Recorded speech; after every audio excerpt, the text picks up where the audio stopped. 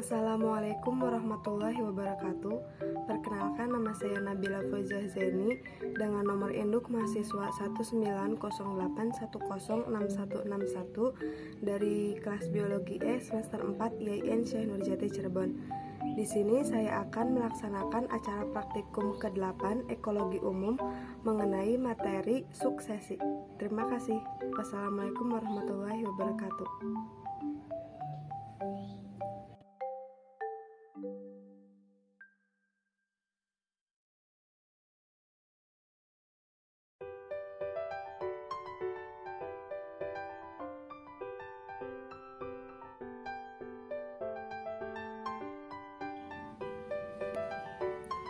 Suksesi adalah suatu proses perubahan berlangsung satu arah secara teratur yang terjadi pada suatu komunitas dalam jangka waktu tertentu hingga terbentuk komunitas baru yang berbeda dengan komunitas yang semula. Nah, dengan perkataan lain, suksesi dapat diartikan sebagai perkembangan ekosistem tidak seimbang menuju ekosistem seimbang. Suksesi terjadi sebagai akibat modifikasi lingkungan fisik dalam komunitas atau ekosistem. Akhir proses suksesi komunitas yaitu terbentuknya suatu bentuk komunitas klimaks. Komunitas klimaks sendiri adalah suatu komunitas terakhir dan stabil atau tidak berubah yang mencapai keseimbangan dengan lingkungannya. Komunitas klimaks ditandai dengan tercapainya homeostatis atau keseimbangan, yaitu suatu komunitas yang mampu mempertahankan kestabilan komponennya dan dapat bertahan dari berbagai perubahan dalam sistem secara keseluruhan. Contoh sederhana untuk menggambarkan peristiwa sukses sendiri adalah kejadian di Gunung Krakatau, Banten pada tahun 1883. Gunung Krakatau meletus, semua kehidupan di gunung tersebut musnah. 100 tahun kemudian, ternyata di Gunung Krakatau tersebut sudah terbentuk hutan kembali. Nah, bagaimana sih proses pembentukan kembali komunitas di Gunung Krakatau tersebut? Nah, mula-mula yang berkoloni adalah sejenis lumut kerak atau lichen dan beberapa jenis lumut tertentu. Nah, kemudian asam-asam yang diekskresi oleh lichen itu menghancurkan substrat batuan dan menyediakan sedikit tanah. Partikel tanah tambahan yang terbentuk karena penghancuran oleh iklim dan terbawa angin, penghancuran dan pembusukan terhadap lichen tersebut dapat menambahkan sedikit humus sehingga lumut lain menetap. Nah, setiap musim terdapat pertumbuhan baru yang lama membusuk atau menyediakan humus dan tidak lama kemudian tersedia cukup tanah untuk paku-pakuan dan kemudian tumbuh rerumputan, kemudian semak atau perdu.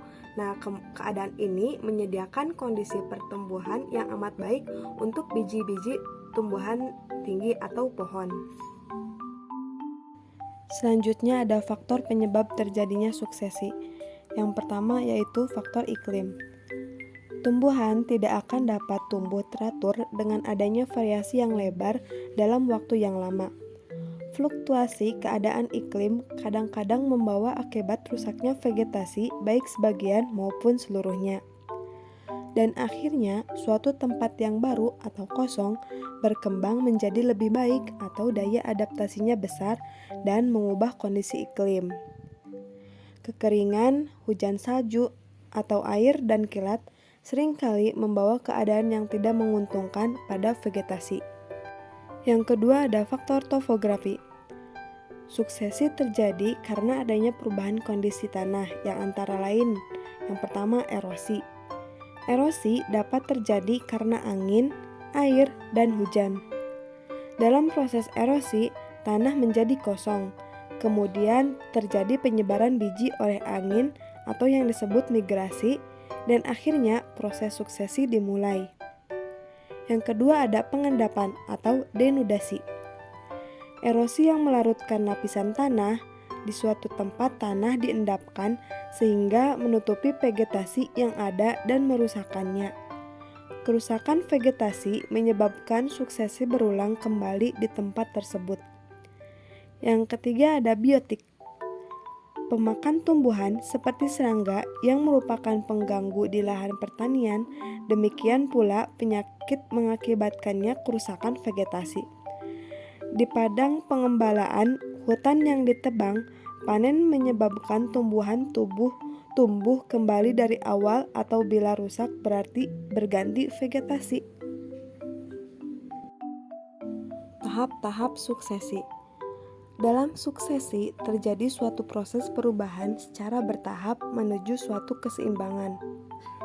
Clemens menyusun urutan kejadian secara rasional ke dalam 5 fase, yaitu fase 1 atau nudasi, di mana proses awal terjadinya pertumbuhan pada lahan terbuka atau kosong.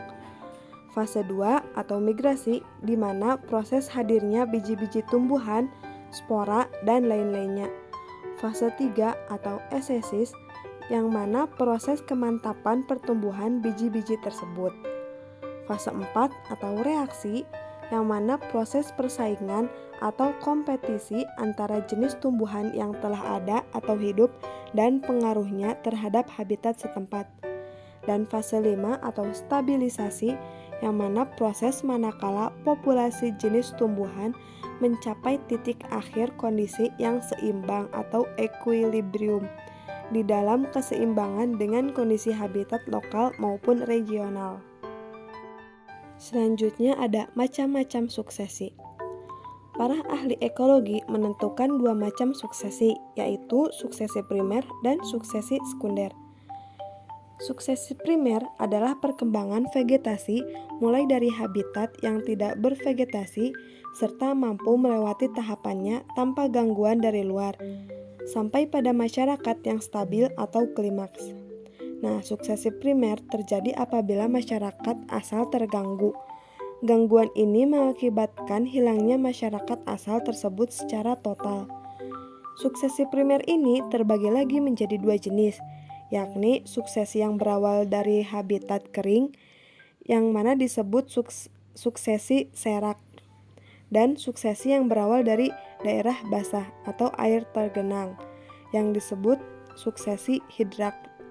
Selanjutnya ada suksesi sekunder. Suksesi sekunder ini terjadi apabila suatu suksesi normal atau ekosistem alami terganggu atau dirusak, seperti kebakaran, peladangan, penebangan secara selektif, pengembalaan, dan banjir adalah contoh kegiatan manusia yang menimbulkan gangguan tersebut. Suksesi sekunder juga terjadi jika suatu gangguan terhadap suatu komunitas tidak bersifat merusak total tempat komunitas tersebut, sehingga masih terdapat kehidupan atau substrat seperti sebelumnya. Proses suksesi sekunder dimulai lagi dari tahap awal, tetapi tidak dari komunitas pionir. Selanjutnya, proses terjadinya suksesi. Perkembangan sifat substrat atau tanah yang progresif misalnya terjadi pertambahan kandungan bahan organik sejalan dengan perkembangan komunitas yang semakin kompleks dengan komposisi jenis yang lebih beraneka ragam daripada sebelumnya. Semakin kompleksnya struktur komunitas, peningkatan kepadatan, dan tingginya tumbuhan, sehingga dalam komunitas terbentuk stratifikasi. Nah, peningkatan produktivitas sejalan dengan perkembangan komunitas dan perkembangan tanah. Peningkatan jumlah jenis sampai pada tahap tertentu dari suksesi.